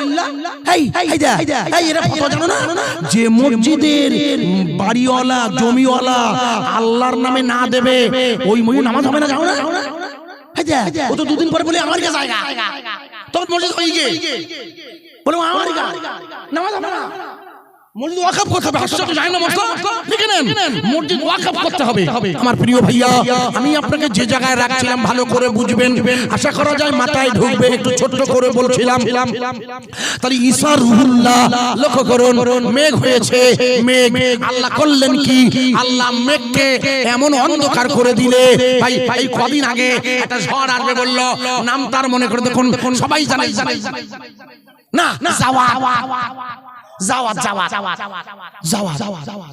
জাওয়াত মানে একটা ঘূর্ণিঝড়, ঝড় আসছে। 16ই অগ্রহায়ণ, আমি দুপুরবেলা উজু করছি জোহরে, 17ই অগ্রহায়ণের পার্টি ফোন করছে, হ্যালো হুজুর, আগামীকাল সভা বৃষ্টি হবে, কি হবে? শালা আগে তুই তওবা পড়। তাকে তো ওয়াজ করছি, এই উজু করছি, তাতে একটা বদমাইশি, আর তাতে আমার মেজাজ গরম হয়ে গেছে। বলেছি ও ওরে গিয়ে গেছে। আমার শালা বললেন, শালা বন্ধু কি বলবো, কালকে পানি হবে, তুই জানলি কি? এই পানি হবার জানাটা এটা ঈমান নষ্ট, এটা ইউটিউবে চালা, এই ইউটিউব রাগ করবে না, ওখানে দিয়ে দিয়েছে ঝড় আসছে, মেঘ আসছে, চাচি বলছে বৃষ্টি হবে, কুণ্ড হবে, বৃষ্টি দেবার মালিক। আরে জোরে বলুন, ঈমান নষ্ট হচ্ছে না? বিশ্বাস করলে আর আমরা বিশ্বাস করি যাই। মেঘ হয়েছে, বিকেল বেলা চাষি শস্য গোছাচ্ছে, মা ভুল বুঝবেন না, এটা শরীয়তের নিষেধ আছে। পানি দেবে আল্লাহ, এখানে বসিয়ে রেখেছে আল্লাহ, রুজি রোজি মালিক হলো আল্লাহ, পরিকল্পনা করছে সরকার, এতে আপনার কোনো আপত্তি নেই। আপনি ভালো করে বুঝবেন, যেন ভুল বুঝবেন না। ঈসা রুহুল্লাহকে যখন মেরে ফেলবে, আল্লাহ কি করলেন? পিটারের চেহারাটা ঈসা রুহুল্লাহ বানিয়ে দিল। ওরা ওকেই লেতুয়ে মেরিয়ে রক্ত করে দিয়েছে। ও শালা মরে গেছে, ও আর আসবে না। যে মারা যাচ্ছে আসে না, আসবে আমার নবী সত্যি ঈসা। আর গাটাগুলো কি বিপদে পড়েছে, ওরা বলছে আসবে, কিন্তু আমার নবীর মানে না। মানলে আমাদের সাথে খ্রিস্টানদের, আমাদের সাথে হিন্দুদের, আমাদের ইহুদিদের কখনো কোনো গন্ডগোল হবে না। আমরা সবাই একই আল্লাহর বান্দা। একটু জোরে বলা যাবে না? আপনারা একটু বসবেন। আপনাকে অসুস্থ হলে দাঁড়িয়ে থাকেন, অসুস্থ বোঝেন তো, জানা সেই নিচের দিকে ছোট হয়ে যাচ্ছে। আমি সে ভাস্কর দেখেছি, দেখি সব পুকুরি দাঁড় করাই দেওয়া। আমার ড্রাইভার বলছে, ও মাসে হুজুর সব পুকুরি কেন? পানিতে আর মাথায় ঝাড়া কুলো দিয়ে বাড়ি দিচ্ছে, আর সব অসুস্থ। যদি অসুস্থ হয় তা বাড়ি যায়, সুস্থ মানুষ দাঁড়ায়, সুস্থ মানুষ দাঁড়ায় না। কি আশ্চর্য, কেউ দাঁড়াবেন না। একটু জোরে একবার নাড়া দেবেন। এটা হাসনাবাদ থানা না বসিরা? আপনারা আমরা এক থানা, আমারও বসিরহাট থানা। একটু সবাই মিলে বলবেন, তোকে ভাগি দেবেন না। নারায়ে তাকবীর। আমার ভাইয়ের, আমার বন্ধুরা লক্ষ্য করুন, তাহলে তৌরিত এসেছে, তৌরিত বিহানি ভাষায়, ইনজিল এসেছে, ইনজিল সিরিয়ানি ভাষায়। মুখস্থ করুন, প্রত্যেকটা ধর্মগ্রন্থ একসাথে এসেছে একদিনে। আর লক্ষ্য করুন, কুরআন এসেছে আরবি ভাষায়। কুরআন ছিল কোথায়? কুরআন ছিল লৌহে মাহফুজে, বাল হুয়া কুরআনুম মাজিদুন ফি লৌহি মাহফুজ। এই লৌহে মাহফুজ থেকে কুরআন শরীফ 22 বছর 6 মাস 14 দিন ধরে আল্লাহর নবী সদর মানে হলো কলম, সদর মানে হলো সিনা। আল্লাহর নবীর কলবে 22 বছর 6 মাস অথবা 22 বছর 8 মাস 23 দিন ধরে কোরআন এসেছে। তাই কোরআন ছিল সংরক্ষিত আয়াত হিসাবে এসে আল্লাহর নবীর কলবে স্থান নিয়েছে। তাই গোটা কোরআন ঈমানওয়ালার কলবে ঢুকিয়ে আল্লাহ তাদের হাফেজ বানিয়েছে। একটু জোরে বলা যাবে না? তবে হাফেজদের খুব বিপদ আমার কাছে। কেন আমরা হাফেজরা বেশি গেছি? কেন বলতো? হাফেজ হওয়ার পর যদি মুখস্থ না রাখতে পারে, লোকে তো জেনে গেছে ও হাফেজ। পাক দিতেছে, নারায়ে তাকবীর, আবু বকর, আপনার কাছে বলছি না, নারায়ে তাকবীর, আবু বকর সাহেব বড় ছেলে হাফেজ সাহেব রাখছেন, একটা বড় সনদ দিল, সার্টিফিকেট ছাড়িয়ে সবাই খুশি। কিন্তু যদি মুখস্থ না রাখতে পারে, পরে ভুলে যাওয়ার চান্স হলো না। অধিকাংশ যায় তাই রাগ করো না, শোনা তার চেয়ে আমরা ভালো। আমিও হাফেজ, আপনিও হাফেজ, আপনি পুরো, আমিও হাফেজ, আপনিও হাফেজ। বিসমিল্লাহর হাফেজ। বিসমিল্লাহির রহমানির রহিম। এটা হলো কোরআনুল কারীমের সূরার একটি আয়াত। সূরার নাম নামাল। এটা আয়াত। এই খোকা, তুই সেই চাইনি তোর মুখস্থ আছে না? আছে, এগুলো বিসমিল্লাহর হাফেজ। হাসবেন না, ওটা আছে কোথায়? আছে ওর কলবে। এই ওয়াজ বুঝতে পারছেন না? আছে ওর কলবে। এই ছোট ভাই, এখানে আছে তা এখানে আসছে, এই এখানে না থাকলে এখানে আসছো না। কথা বোঝা যাচ্ছে? আপনার দাড়ি নেই, মুখে দাঁতে কি আছে আমি বলবো না, দাড়ি রাখছি, কিন্তু আপনাদেরকে ফিরে বলছি, আপনিও সূরা ফাতিহার হাফেজ। আপনার সূরা ফাতিহা মুখস্থ নেই? আলহামদুলিল্লাহি রাব্বিল আলামিন আর রহমানির রহিম মালিক ইয়াউমিদ্দিন ইয়াকা না'বুদু ওয়া ইয়াকা নাস্তাঈন। আপনি সূরা ফাতিহার হাফেজ, ওটা আপনার কলবে মুখস্থ আছে, তাই আপনার মুখে আসছে, মুখে বোঝা যাচ্ছে। এখানে আসে তাই এখানে আসে। আমার কথা বোঝা গেছে? এখনো যায়নি, এখন দেরি হবে, তাড়াতাড়ি যায়, তাই তো হয়ে গেছে। এখানে আছে বলি এখানে যাচ্ছে, তার মানে হলো নেপালের। ভাই ভালো করে শুনবেন, ওই বাংলাদেশের কুমিল্লাতে ওরা আল্লাহর কোরআন দুর্গা পূজার মণ্ডপে রাখলে ওই আল্লাহর কোরআনের কোনো ক্ষতি হবে না। ঠিক যেমন কদিন আগে গুরুগাঁও হরিয়ানার গুরুগাঁওয়ে জুমার নামাজ হচ্ছে। মনে করে দেখুন, মনোহরলাল খাট্টার হরিয়ানার মুখ্যমন্ত্রী, উনি বলেছিলেন আমি মুসলমানদের খোলা জায়গায় নামাজ পড়ে দেবো না। দত্ত তুই না দিকে যা, তুই দিবি না, আমাদের কি? আমাদের সব জায়গায় নামাজ হয়। মনে করে দেখুন, আপনাদের মনে নেই মিস্টার রাকেশ যাদব নামে এক হিন্দু ভদ্রলোক বললে আমার বাড়ি আমি ছেড়ে দিলাম, এখানে আপনার জুমার নামাজ পড়বে। মুসলমানরা জুমার নামাজ পড়ছে, ওরা জয় শ্রী স্লোগান দিচ্ছে, কিন্তু আমাদের নামাজ বন্ধ হবে না। কারণ আমি নামাজ পড়ছি যখন সেজদা হলো আমার চেহারা, আমার চেহারাটা, আমার চোখটা সেজদার দিকে, আর আমার কলব বলছে আল্লাহ আল্লাহ। একটু জোরে বলা যাবে না? আরো জোরে বলতে পারেন না? ভাই যতই ওরা জয় শ্রীরাম বলো, আমার নামাজ বন্ধ হবে? জোরে বলুন, আরো জোরে বলতে হবে। কারণ বলছে কে? বলবে আপনার কলব। ওয়াজ বোঝা যাচ্ছে? এবার লক্ষ্য করুন, আপনারা সবাই বলেছিলেন হাসবি রাব্বি জাল্লাল্লাহ, পড়েছিলেন না? মনে নেই? আমি কিন্তু ছেড়ে দিয়েছিলাম হাসবি রাব্বি বলে। আপনারা টোটালটা পড়েছেন, কি করে পড়লেন? মুখস্থ আছে তা। এবার আমি আরেকটা পড়ছি, ইরিন নকম আমি লিখেছি, মানে আমি লিখেছি বলা ভুল, আমি একটু পড়ছি, আমি পড়ে ছেড়ে দেবো। কি সেটা? রাব্বি রাব্বি পরের লাইন বলুন, কেউ জানেন? হয়তো একটু না, শোনা রাব্বি রাব্বি রাব্বিল্লাহ এর নকল। আগে যে হাসবি রাব্বি জাল্লাহ আমি নকল করেছি। রাব্বি রাব্বি রাব্বিল্লাহ লাইসাল রাব্বি ইল্লাল্লাহ হুব্বি হুব্বি হুব্বিল্লাহ লাইসাল হুব্বি ইল্লাল্লাহ লা ইলাহা ইল্লাল্লাহ। প্রথমটা আপনাদের মুখস্থ আছে, ওটা পড়ে দিয়েছেন।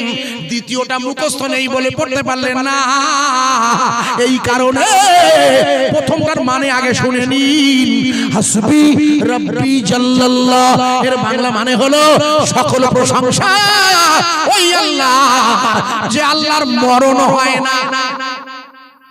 জাল্লে জালালাহু ও আম্মানা ওয়ালাহু। সকল প্রশংসা হবে কার? জোরে বলুন, কোন আল্লাহ? কোন আল্লাহ? যে আল্লাহর বলুন মরণ হয় না, আর সবার মরণ হয়।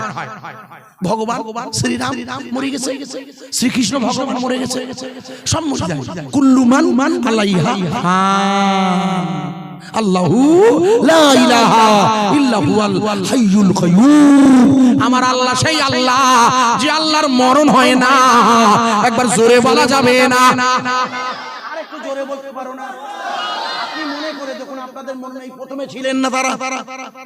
একটু পিছিয়ে যাচ্ছি বোঝানোর জন্য। আমি বলছি ইউটিউবে দিয়েছে, আপনারা দেখেছেন একটা বোরকা পরা মেয়ে গাইছে। এই বোরকা পরা মেয়েটা হলো ভারতবর্ষের দক্ষিণ ভারতের সবচেয়ে নামী সঙ্গীত শিল্পী মিস্টার রাম মাধবের মেয়ে। যে রাম মাধবের বর্তমান নাম হল এআর রহমান। কভি খুশি কভি গম, আতি কে খন্ডালা, কুছ কুছ হোতা है है বাবলি বান্টি সুরকার মিস্টার রাম মাধবের মেয়ে হলো ওই বোরকা পরা মেয়েটা ওই মেয়েটাকে চাসবি রব্বি জাল্লাল্লাহ সকল প্রশংসা ওই আল্লাহর যে আল্লাহর মরণ হয় না তার কারণ হলো ওই মেয়েটার পিসি অর্থাৎ মেয়েটার বাপের বোন অর্থাৎ আমার বোন হলো আমার মেয়ের হবে ফুফুমা আমার মেয়ের ফুফুমা হবে তার মানে ওই মেয়েটার পিসি হিন্দু ধর্মের আমার পিসির মারাত্মক ক্যান্সার মারাত্মক ক্যান্সার আমেরিকার জমিনে নিয়ে গেছে আমার বাবা দক্ষিণ ভারতের সঙ্গীত শিল্পী কোটি কোটি ডলার আয় করে নিয়ে গেছে বাবা ওর পিসিকে বলছে আমার পিসিকে ডাক্তার বাবুরা দেখে বললে আপনার বোন আর বাঁচবে না আপনি কলকাতায় নিয়ে যান ফিরিয়ে অর্থাৎ আপনার দেশে নিয়ে যান ভারতবর্ষে আমি আপনাকে লিখে দিচ্ছি তবে একটা জায়গায় নিয়ে যেতে পারেন ওটা হলো খ্রিস্টান মেডিকেল সিএমসি ওখানে আপনার বাড়ি তামিলনাড়ু দক্ষিণ ভারত ওখানে দেখাতে পারেন আমাদের প্রেসক্রিপশন তবে আপনার বোন 11 দিনের বেশি বাঁচবে না ইলিভেন ডেজ 11 দিন জোরে বলে এটা কেউ বলতে পারে ডাক্তাররা বলে আর তাই নিয়ে শুনিয়ে চাচা খাওয়া আরে হ্যাঁ না বলেন ঠিক কিনা বলে তোমার বাপের নেজা আর হবে না শালা কিছু জানে না ও শেষ হলো দেখা যাচ্ছে 2 বছর 3 বছর বেঁচে সেই সময় সুযোগে মেয়ে পর্যন্ত সেরি পর্যন্ত না পাড়ার লোক খাওয়াচ্ছে চাচা মরে যাবে এবার ভালো লাইন খারাপ না লাইনটাও খারাপ না অন্য সময় তো কেউ দেখতো না তাও মরার আগে নাম না শুনি তাও দুটো দিকেছে রাগ করবে না আমি আপনার দলে তো আমার তো অনেক বয়স হয়েছে বুঝলেন না ফলে ন্যাচারাল আমি আপনাদের সাথে আছি ভাইয়া আমার মুরব্বি ভুল বুঝবেন না জানো ওর বোনকে বলে দিল 11 দিনের বেশি বাঁচবে না উনি কি করলেন উনি ওখান থেকে আমেরিকা থেকে সোজা চলেন চেন্নাই ভেলোরের হাসপাতালে ডাক্তার বাবু দেখে বললেন আপনি বোনকে বাড়ি নিয়ে যান বাঁচবে না প্রেসক্রিপশন তো বলে দিয়েছে ব্লাড ক্যান্সার গো উনি বাড়ি এসেছেন ওনার মা বলে খোকা সব জায়গা গিয়েছিস কোটি কোটি টাকা খরচা করেছিস একটাবার মসজিদে যেতে পারিস কি দেখ তো তামিলনাড়ুর একটি মসজিদ আমি গেছি আল্লাহ আমাকে নিয়ে গেছে এদিকে মসজিদ দিকে ভাই ওই মসজিদটা যাবেন কখনো সুযোগ হলে খ্রিস্টান মেডিকেল কলেজ থেকে একটু এগিয়ে যেতে হবে তাবলিগদের মসজিদ বটে ওখানে যাবে ওই মসজিদে অর্থাৎ বলে দি ওর মা তুমি একটা মসজিদে যাবে বাবা ওই মসজিদ ও বলছে আপনি বলছেন কি মা মসজিদ আমি যাব আমি হিন্দু ওরা আমাকে ঢুকতে দেবে বলে তুমি আবার গিয়ে দেখো মসজিদ হলো সবার ঘর আর সবার মালিক হলো আল্লাহ একটু জোরে বলা যাবে না আরো জোরে বলতে পারেন কিন্তু মুশকিল হলো কদিন আগে মনে করে দেখুন আপনাদের মনে নেই কদিন আগে এবং গতকাল মনে করে দেখুন গতকাল এবং এখান থেকে 1 সপ্তাহ আগে আমাদের প্রধানমন্ত্রী মোদিজি ওই করিডোর বিশ্বনাথ মন্দির কাশীর বিশ্বনাথ মন্দিরের করিডোরের উদ্বোধন করতে গিয়ে আর গতকাল মহারাষ্ট্রে গিয়ে মনে করে দেখুন আমাদের পীরানি পীর হযরতে বাদশাহ আলমগীর জিন্দা পীর ওনার বিরুদ্ধে অভিযোগ তুলেছে যে বাদশাহ আলমগীর আর তার দলবল মসজিদ তৈরি করতে গিয়ে মন্দির ভেঙেছে বিগত কয়েকদিন ধরে মিডিয়া ব্যাপকভাবে প্রচার করছে জানেন কি আপনারা যেমন আর একটা খবর প্রচার করছে আজকে আলোচনার বিষয় নয় তবে এক লাইনে বলে দিচ্ছি কেন এইটা একটু খেয়াল রাখবেন মনে করে দেখুন তাবলিগ জামাত আর তার দাওয়া অর্থাৎ তাবলিগ আর তার দাওয়া সৌদি গভর্নমেন্ট বন্ধ করে দিয়েছে কিন্তু সৌদি গভর্নমেন্ট বাজেট দিয়ে তাবলীগ আর তার দাওয়া ওটাকে সন্ত্রাসবাদী বলে দিয়েছে ওটা আমাদের জন্য খুব বিপদ ওটা আমাদের জন্য বিপদ কেন আমাদের দেশে যখন প্রথম করোনা আসে তখন নাম দিয়েছিল তাবলীগদের জন্য এসে বলেছিল না হ্যাঁ না বলো ও খোকা নিজামুদ্দিন বলিল তো রাগ করবেন না জানো যখন নিজামুদ্দিনতে বলেছে তাবলীগদের জন্য হয়েছে তা মাখালগাছার বাজারে গেছেন আপনি গোল টুপি ওটাও গোল টুপি কেটা ধরবে যে কোনটা তাবলীগ পেটাবে তো আপনারও যখন শুরু হবে তখন দেখবে কি ওটা তাবলীগ বলে লেখাও পিটি আরে কত বুঝ বলছেন না সৌদি গভর্নমেন্ট আমাদের জন্য বিপদ ফেলে দিয়েছে সৌদি গভর্নমেন্ট গেজেটে বলেছে যে তাবলীগ আর তার দাওয়া অর্থাৎ যারা তাবলীগ করেন তাদের দায়িত্ব দাওয়াত দেয়, দিনের দাওয়াত, এটা সন্ত্রাসী কাজ। আমি জানি না ওটা সৌদি গভর্নমেন্ট কি রিপোর্ট তারা জানে, কিন্তু এর দ্বারা গোটা ভারতবর্ষ না পৃথিবীতে ঈমান ওনাদের প্রতি একটা মারাত্মক বিপদ আসছে। কারণ আমাদের দেশের মিডিয়া এটা লুপে নিয়েছে। মিডিয়া বলছে যে সৌদি আরব হচ্ছে তাবলীগ সন্ত্রাসী দল। ঠিক সেই জন্য আমরা বলেছিলাম তাবলীগ করোনা ছড়িয়েছে। ভালো করে শুনবেন, ভুল বুঝবেন না যেন। আসলে আপনাদের কাছে যে জায়গায় রাখছিলাম, সৌদি গভর্নমেন্ট এখন যারা ক্ষমতায়, এরা আসলে ঈমানের কালেমার বিরোধী একটি শক্তি। এটা কারণ ওখানে আজ এক সপ্তাহ ধরে মারাত্মক ফাংশন চলছে, যেখানে 7 লক্ষের মতো লোক বেলেল্লা পাড়া নায়িকাদের ফাংশন মানে বিচিত্র অনুষ্ঠান দেখছে। যেমন আমাদের ভাবলার মাঠে মিলন মেলা, ওই মিলন মেলার নামে প্রতিদিন 3-4 জন নায়িকা আসে দেখবেন। ঠিক তেমনি সৌদি আরবের রিয়াদে আজ এক সপ্তাহ ধরে বিচিত্র চলছে। হাজী সাহেবেরা মঞ্চে উঠে ওদের জড়িয়ে ধরছে নায়িকাদের। মিডিয়া খুলে দেখবেন, আমাদের জন্য মারাত্মক বিপদ। কারণ এই টুপিওয়ালা দাড়িওয়ালা যদি একটা নায়িকাকে জড়িয়ে ধরে, আমাদের দেশের যাত্রা পালাগুলো হয় দেখবেন শত চরিত্র আসবে, মুসলমানের চরিত্র সব দেবে এরা। ভুল বুঝবেন ভাই সাহেব, আমি আপনাকে যে কথা বোঝাচ্ছিলাম আপনারা একটুখানি মাথায় নিন। মনে করে দেখুন, সেদিন কাশী বিশ্বনাথ মন্দিরের করিডোরে এসে বাদশাহ আওরঙ্গজেব নাম শুনেছেন? এর নাম আওরঙ্গজেব নয়, এর নাম হলো আলমগীর। এর নাম কি? ইনি কি? ইনি বাদশাহ শাহজাহান রহমাতুল্লাহর তৃতীয় ছেলে। ইনি কে? ইনি হচ্ছেন আল্লাহর ওলি। ইনি শুধু ওলি না, ইনি জিন্দাপি। ইনি জিন্দাপি মানে মারা যাওয়ার পরে আল্লাহ পাক কবরে তার দেহ টাটকা রেখেছেন, সেটা পরীক্ষিত। বুঝেছেন? ইনি আল্লাহর বুজুর্গ ওলি। ইনি কার হাতে বায়াত? এনার পীর সাহেবের নাম কি? এনার পীরের নাম হলো হযরতে মুজাদ্দেদ আল-পেশানির তৃতীয় ছেলে, তার নাম খাজা মাসুম রহমাতুল্লাহ। নাম শুনেছেন? আগে বলুন। হ্যাঁ, আগে শুনেছেন কি? মুজাদ্দেদ আল-পেশানির নাম শুনেননি? শুনে আল-পেশানি মানে কি জানেন? আল-পেশানি মানে দ্বিতীয় শব্দ, মানে দ্বিতীয় 1000 বছর। প্রথম 1000 বছর চলে গেছে না? এই প্রথম 1000 বছর চলে গেছে না? এটা কত চলছে? এটা কত? এটা কত হিজরি? 1443 হিজরি না? 43 না 44? 43 বা 44 যাই হোক। তার মানে আল্লাহ রাসূল বলেছিল আমার পর্দা নেবার 1000 বছর পরে ইংরেজি না পাগলা, ওটা হলো হিজরি। আমার পর্দা নেবার 1000 বছর পর লিখে নেন, পাঞ্জাবের জমিনে আমার নামে একজন আল্লাহর বন্ধু জন্ম নেবে, তার নাম আহমদ। তিনি সত্য আর মিথ্যার পার্থক্য করবেন। তিনি জন্ম নেবেন 2 জন জালেম বাদশার অধীনে। একজনের নাম আকবর বাদশা, আর তার ছেলে হলো জাহাঙ্গীর। ইতিহাস বলছে সেই লোকটির নাম মুজাদ্দেদ আল-পেশানি। পাঞ্জাবের সিরহিন্দে ঘুমিয়ে আছে। ওনার তরিকার নাম নকশবন্দিয়া মুজাদ্দেদিয়া, কথা খাস মুজাদ্দেদিয়া। এই তরিকতের শায়েখ হলো মুজাদ্দেদ আল-পেশানি, আর ওনার সেজ ছেলের নাম হলো খাজা মাসুম রব্বানী। তিনি খাস মুজাদ্দেদিয়া, কথা নকশা মুজাদ্দেদিয়া, মুজাদ্দেদি তরিকার শায়েখ। লিখে না আগে, ভালো করে বুঝবেন। এই খাজা মাসুম রব্বানী মানে খাজা মাসুম হুজুর। আপনারা কেউ সিরিন্দে গেছেন? একজন হাত তুলুন। কেউ গেছেন? কেউ জাননি? এখানে কেউ নেই? একজন জাননি? আল্লাহ, আমি আপনার পায়ে ধরে বলছি। কেন? যার জমানায় বসে আছে, এরা তো ওনার যুগ, ওটা 2000 হিজরি পর্যন্ত ওনার যুগ। 2000 হিজরি। এখনো কত বাকি?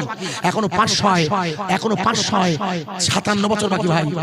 একটা বার যাবেন, আমি অনুরোধ করছি, একটা বার ওনার রওজায়। কেন? ওনার যুগে বাস করছেন, তা যাবেন না? আল্লাহ উনি বলেছেন মাকতুবাত শরীফে, আবু বকর ভাই হুজুরকে জিজ্ঞেস হাফেজ আবু বকর ভাই মহাশয়কে জিজ্ঞেস করবেন। মুজাদ্দেদ আল-পেশানি তার মাকতুবাত শরীফে লিখেছে ইমাম হযরতে ইমামের কে? ইমাম, আপনার নাম শুনেছেন তো? মেহেদী। ইমাম মেহেদী আসবে কবে? ইমাম মেহেদী আসবে কবে? হযরতে মুজাদ্দেদ আল-পেশানি আমার যুগে, অর্থাৎ উনি আমার তরিকা করবেন। কে বলেছেন? কে বলেছেন? মুজাদ্দেদ আল-পেশানি। আর সে যুগটার বাকি কতদিন? 553 বছর, 57 বছর। তবে এই 557 বছরের মধ্যেই পৃথিবী ধ্বংস হবে ইনশাআল্লাহ। আর এই সময়ের মধ্যেই মুজাদ্দেদ আল-পেশানির বয়ান অনুযায়ী আমাদের কে আসবে? ইমাম মেহেদী। আর ইমাম মেহেদী এর কে আসবে? ঈসা রুহুল্লাহ আসবে। ঠিক না বেটি? এইগুলো কোন মিলিয়ে নেন। এই হযরতে খাজা নারায়ে তাকবীর, নারায়ে তাকবীর। একটু জোরে বলেন নারায়ে তাকবীর, আরো জোরে বলবেন নারায়ে তাকবীর। এনাকে চিনে রাখুন, এই ছেলেটিকে, এই ছেলেটিকে চিনে রাখুন, একটু ভালো করে চিনে রাখবেন। জানেন আমি আমার গর্ব হয় কেন, আমার তো বয়স হয়েছে, আমরা মারা যাবো। কি মারা যাবো না? আমাদের মাওলানা আবুল কালাম সাহেব অসুস্থ, জানেন ইদানিং দেখবেন যারা মানে যারা আমরা বয়স্ক যারা অসুস্থ হয়ে পড়ছে, না স্যার বয়স হয়েছে অসুস্থ হয়। আর আল্লাহ পাক এখন যারা উঠছে নতুন বাজারে, তার জন্য দোয়া করবেন। এই শাহনাজ মন্ডল যে ছেলেটা বেরিয়েছে, আমিনুদ্দিন ওই রেজবি গতকাল ছিল আমার সাথে, শাহনাজ মন্ডল শেষ রাতে ছিল, আমি দোয়া করে দিয়েছি। কারণ জানেন আল্লাহ এরা দীর্ঘজীবী হোক, কারণ এরা নতুন যারা এখন বেরিয়েছে বাজারে, দোয়া করতে হিংসা করতে নেই, কারণ হিংসা করবেন না, হিংসা করে আল্লাহ সন্তুষ্ট হয়। কারণ আমার রুজি রেখা এখানে আজ, তাই আমি এসেছি। হাজার বারার করলেও আমাকে আটকাতে পারবে না। আমার রুজি এখানে কে দিয়েছে? আরে জোরে বলে আমি তো খেয়েছি এক কাপ চা, জিজ্ঞেস করেন ভাই এক কাপ চা খেয়েছি, ওটা আমার লেখা আছে যে আইজুর আজকে এক কাপ চা খাবে আপনার গোনায় গিয়ে, গোটায় গিয়ে, ভুল বুঝবেন না। এই যে এসছেন না, এনার নামও আব্দুল কাইয়ুম, কিন্তু ইনি আব্দুল কাইয়ুম নাম, যেহেতু কাইয়ুম সাহেব আমাদের আছেন, আপনারা সবাই জানেন, বইকারা হাফেজ শামসুল সাহেব সাহেব যারা নিঃসন্দেহে ভালো আলেম, বড় আলেম, ইনিও একেবারে সেম, ইনি হলেন হাফেজ এবং ইনি হলেন মুফতি এবং ইনি আল্লাহর মঞ্জুর বঞ্জি কারি, ভালো কারি, হযরতে আমার স্নপ্রতিম হাফেজ কারি মাওলানা আব্দুল কাইয়ুম সাহেব বাড়ি হলো জহরপুর কাটিয়াহাটের কাছে।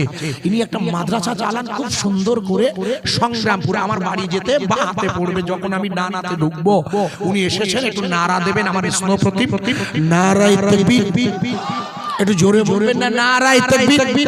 হযরতে ভাই আমার মাওলানা আব্দুল কাইয়ুম সাহেব, জোরে বলুন, আরে জোরে বলুন, মুফতি সাহেব, আরো জোরে বলুন, হাফেজ সাহেব, খুব ভালো হাফেজ উনি। নারায়ে তাকবীর, নারায়ে তাকবীর, মহব্বতের সাথে আল্লাহুম্মা সাল্লি আলা সাইয়্যিদিনা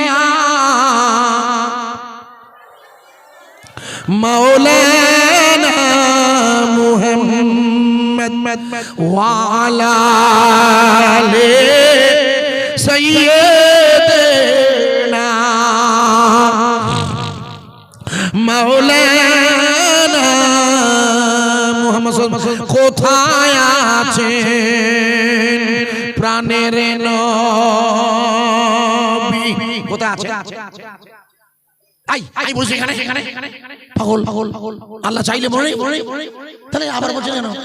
কোথায় আছেন প্রাণের নবী, আমাদেরকে ছাড়িয়া আপনি বিনা কি লাভ হবে এ ধরাতে বাঁচিয়া? আপনি আছেন মদিনায়, কবে যাব রোজায়?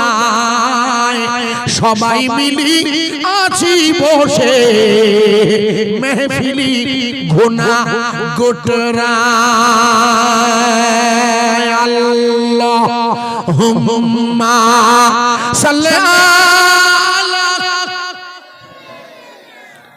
মাওলানা মুহাম্মদ ওয়া আলা আলি মাওলানা মুহাম্মদ সাল্লাল্লাহু আলাইহি সাল্লাম। ভাই পাঞ্জাবের জমিনে একটা বার যাবেন, কেন? ওখানেই তো জমজমের পানি এসেছে, যে জমজম হাজিরা আনে ওই পানি তো ওখানে আছে। আল্লাহু আকবার। এই জমজম হাজি সাহেব ওখানে যে বাড়িতে হাজি সাহেব যে 5000 পানি আনে, ওই জমজমের পানিতে হাজি সাহেব পানি মিশাল করতে পারে, কারণ লোকজন চাপ খুব হাজি সাহেব করতে পারে। বৌমা বললো, আব্বা এত লোক আসছে, বুঝতে পারিনি এত লোক আসবে, বলে শিগগির বাড়িতে খেজুর কিনে আনো, খেজুর নিয়ে আয়। কিন্তু পাঞ্জাবে চলে যাবেন একটা বার, কেন? ওনার জমানা চলছে, ওনার যুগ। দাদা হুজুর বলেছেন, দাদা হুজুর মুজাদ্দেদ, আর ইনি হচ্ছেন মুজাদ্দেদে আলপে সানি, 1000 বছরের। দাদা হুজুর মুজাদ্দিদ এক যুগে দুজন মধ্যে আসতে পারে 100 বছর এনাদের সময়সীমা, আর ইনি হচ্ছে 1000 বছর। বুঝতে হবে, ভালো করে বুঝবেন। এনার মেজ ছেলের নাম হলো খাজা মাসুম হুজুর। পানিগোবরা হুজুর লিখেছেন, আছে বই। পানিগোবরা হুজুর আল্লাহর ওলি ছিল। পানিগোবরা হুজুর কেবলা লিখে নেন, বড় আল্লাহর ওলি বলো। আপনি জানেন না, ওনার শরীর আল্লাহর জিকির করতে যাও। তো পানিগোবরা হুজুর কেবলা লিখেছেন, যেদিন খাজা মাসুম রব্বানী জন্ম নেবে, স্বয়ং নবী পাক পাঞ্জাবের সেরিন দেশে ছিল। আমি প্রতি বছর যাই, প্রত্যেক বছর, কখনো 2 বছর 2বারও যাই। সুযোগ হলে আল্লাহ পাক ওয়াজ করতে নিয়ে গেলে ঘুরে আসি। কারণ ওখানে আমাদের এই নকশবন্দিয়া মোজাদ্দিদিয়া তথা দাদা হুজুর যে তরিকা করতেন, উনি নিজে মেজু হুজুরকে নিয়ে অসংখ্যবার গিয়েছে। মেজু হুজুরকে, কারণ মেজু হুজুরকে দাদা হুজুর নকশবন্দিয়া তরিকায় বায়াত করায়, লিখে না, মানে আগে কলম আল্লাহ বলবা মেজু হুজুর, তাই ওইটা করেছিলেন, ইতিহাস আছে। যাই হোক, তো যেটা বলছিলাম, এই খাজা মাসুম রব্বানী জন্ম নেবে, নবী পাকের ছিল আতুর ঘরে। হযরতে মুজাদ্দিদ আল-পেশানিকে বলছেন ডেকে, আজকে যে আপনার ছেলে হবে, এই ছেলের নাম রাখেন মাসুম। এ হচ্ছে নিষ্পাপ, এর কোনো কবিরা গুনাহ হবে না। হইউনি তাই, ইনি অসংখ্য ওলিদের ইনি দ্বিতীয় কায়ুম। কত বড় কায়ুম জানেন? একটা উদাহরণ দিচ্ছি। এত বড় কায়ুম, এনার সামনে বসে আছেন, তাই বোঝানোর জন্য রাখছি। দিল্লির বাদশাহ আলমগীর, জায়গার নাম মসজিদে দিল্লির জামে মসজিদ। বাদশাহ আলমগীর বসে আছে। কে বসে আছে? কার নামে অভিযোগ? বাদশাহ আলমগীরের নামে। কি অভিযোগ? তিনি মসজিদ তৈরি করেছেন মন্দির ভেঙে। ওই ছেলেটিকে ওর মা বলে, তুমি মসজিদে যাও, ক্যান্সার রোগ মনে নেই, আমার দায়িত্ব, এটা আমার সিস্টেম। আমি বুঝিয়ে দিচ্ছি একটুখানি। উনি বসে আছেন মসজিদে। কে বসে আছেন? হযরতে বাদশাহ আলমগীর জিন্দাপীর আল্লাহর ওলি বসে আছেন। আল্লাহর ওলি বসে আছেন। যখন উনি বসে আছেন, ওনার পাশে বসে আছেন খাজা মাসুম রাহমাতুল্লাহ আলাইহি। তিনি হচ্ছেন দ্বিতীয় কায়ুম বসে আছেন। কিন্তু বাদশাহ তো একটু ব্যস্ত থাকে, বলছে আমি একটু ব্যস্ত আছি, আপনি আমার একটু কাজটা মিটিয়ে দিলে। বলে দাঁড়ান, বাংলা থেকে দুজন লোক আসছে। জোরে বলুন। বাংলা মানে পশ্চিম বাংলা এবং সহ বাংলাদেশ, গোটা বাংলা, ত্রিপুরা। তখন বলছে বাংলা থেকে দুজন লোক আসছে। বাদশাহ আলমগীর অবাক, বলছে আপনি কি বলছেন? বাংলা থেকে? বলে হ্যাঁ আমি বলছি, দুজন লোক আসছে, একটু অপেক্ষা করে। তার মানে ওই পাঞ্জাবের জমিন থেকে দিল্লি এসে দিল্লির জামে মসজিদে বসে দেখছেন দুজন লোক আসছে বাংলা থেকে ওনার কাছে। দেখছেন কোন চোখে? এই চোখে না, এই পাকড়া। এই চোখ তো 500 মিটার বেশি দেখা যায় না। এই চোখে 500 মিটারের বেশি দেখা যায় না। তাই বড় পীর আব্দুল কাদের জিলানী জীবনী আছে বাড়ি কারণ আছে? আপনার আছে? কাল আজ রাতের বেলা গিয়ে পড়ে দেখবেন। বড় পীর সাহেবের বয়স তখন 9। উনি গিয়েছিলেন, মনে করে দেখুন, জঙ্গলে মাঠে গরু চড়াতে, অর্থাৎ গরু রাখাল হিসাবে মাঠে গেছে। বসিরহাটের আল্লামা লিখেছে, মনে করে দেখুন, যেদিন উনি গেছিলেন সেদিন ছিল আরাফাতের দিন। কেতাবটা করে দেখবেন, আরাফাতের দিন। আরাফাত কোন দিন হয়? যেদিন হজ হয়। যেদিন কি হয়? এই করোনার ভয়ে সৌদি গভর্নমেন্ট হজ করতে দেয়নি, জানো তো? দেয়নি তো। কিন্তু আল্লাহ রাসূল কি বলেছিল? আল্লাহ রাসূল বলেছিল কিয়ামত পর্যন্ত আল্লাহর কাবা ফেরেশতারা তওয়াফ করবে যদি মানুষ না করে। তার মানে আল্লাহর রাসূলকে আল্লাহ জানিয়েছিলেন যে এমন একটা সময় আসবে, এই অত্যাচারী বাদশা এরা তওয়াফ করতে দেবে না। করোনার ভয়ে রোগ দিয়েছে আল্লাহ, বাঁচাবে আল্লাহ, কিন্তু করোনার ভয়ে এরা আল্লাহর কাবা তওয়াফ বন্ধ করে দিয়েছে। কিন্তু মনে করে দেখুন, গোটা বিশ্ব চমকে গিয়েছে, কাবায় হজ বন্ধ, কিন্তু সাদা পোশাক পরা একদল লোক দেখা যাচ্ছে না, ওরা তওয়াফ করছে, এরা ফেরেশতা। একটু জোরে বলে নারায়ে তাকবীর। কোন রঙে হয়? কাপড়ের কাপড় কোন রঙের হয়? নবী পাক আতুর ঘরে জান্নাত থেকে কোন কালারে, কোন রঙের কাপড়ে ঢাকা ছিল? মা হালিমা বললে সাদা তোয়ালি। মনে আছে?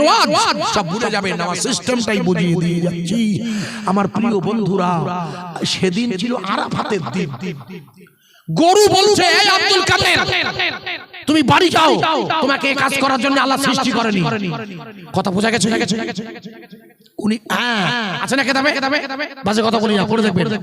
উনি বাড়ি এসেছেন, এসে সোজা সোজা উঠেছেন ঘরের ছাদে। হুজুর লিখেছেন ঘরের ছাদে দাঁড়িয়ে আছেন, ওনার মা এসেছেন। ওনার মাকে উম্মুল খয়ের ফাতেমা, 60 বছর বয়সে বড় পীর সাহেব জন্ম না লিখে নেন। বড় পীর সাহেব দুই ভাই বলা হয়, দুই ভাই, ইনি হচ্ছেন বড়। ওনার ছোট একটা ভাই ছিল। তার প্রমাণ হচ্ছে এই, যখন বড় পীর সাহেব আব্বা মারা যান, আবু সালে মুসা জাঙ্গি, তখন বড় পীর সাহেব বয়স আছে 11 বছর। আর আমি যে ঘটনা বলছি কখন ক বছর, 9 বছর। এরপরেই মারা যাবেন, অসুস্থ হয়ে পড়েছিলেন।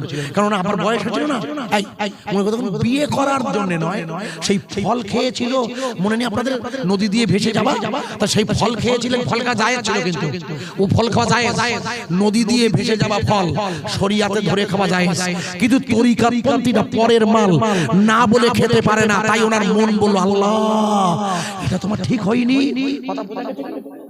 যেমন দাদা হুজুর লিখেছে হিন্দুদের দোকানের মিষ্টি খাওয়া যায় আছে, কিন্তু তরিকাতপন্থীরা খাবে না। লেখা আছে লেখা আছে। সাধারণ মানুষ জেনারেলি হিন্দু ভাই, সেখানে তো কেউ নেই, এলাকায় মুসলমানি মেয়ের বে, ওরা মিশা খাবে না, আনতে হবে। কিন্তু তরিকাতপন্থী হুজুর লিখেছেন তাকওয়াপন্থীরা খাবে না। কেতাব ভুল বুঝবেন না। সুতরাং আমি যেটা বলছিলাম বোঝানোর জন্য, ভাই হযরতে বড় পীর আব্দুল কাদের জিলানী ওরা আম্মা গিয়ে বলছে, খোকা তুমি তোমাকে নিয়ে গেলে মাঠে গিয়ে মাঠে তাড়াতাড়ি বাড়ি এসে বলে, আম্মা গরু আমাকে না বললে তুমি বাড়ি যাও, তোমার এজন্য আল্লাহ বানাই না। বলছে গরু ঠিক বলেছে। হুজুর তখন বলছে, মা আমি এখান থেকে না আরাফাতের ময়দানে হাজিদের হজ হওয়া দেখতে পাচ্ছি, একটু জোরে বলবে। হজ হচ্ছে কোথায়? হজ হচ্ছে আরাফাতে। সেটা কোথায়? জিলান থেকে 6 কিলোমিটার দূর হচ্ছে বাগদাদ, আর বাগদাদ থেকে 1000 কিলোমিটার আনুমানিক বলছি, ভুল হতে পারে, দূর হচ্ছে আরাফা। 1600 কিলোমিটার দূরে দেখছে উনি দাঁড়িয়ে দাঁড়িয়ে মক্কা হজ হচ্ছে দেখছেন আব্দুল কাদের জিলানী। এটা হলো তার এই চোখ নয়, বাম স্তনের দুধের নিচে লতিফায়ে কলব দিয়ে তিনি দেখছেন হযরতে আল্লামা রুহুল আমিন শাহ রাহমাতুল্লাহ আলাইহির বড় ছেলে মরহুম আব্দুল ওয়াহিদ হুজুরি মাওলানা ছিলেন।